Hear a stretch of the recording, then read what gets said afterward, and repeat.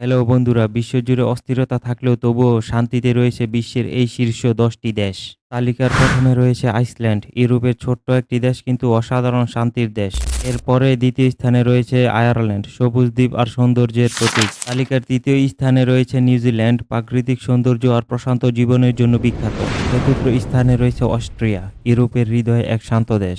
পঞ্চম স্থানে রয়েছে সুইজারল্যান্ড, পাহাড় আর নিরাপত্তার জন্য বিশ্বজুড়ে সমাদৃত। ষষ্ঠ স্থানে রয়েছে সিঙ্গাপুর, এশিয়ার সবচেয়ে শৃঙ্খলাবদ্ধ ও নিরাপদ নাগর রাষ্ট্র।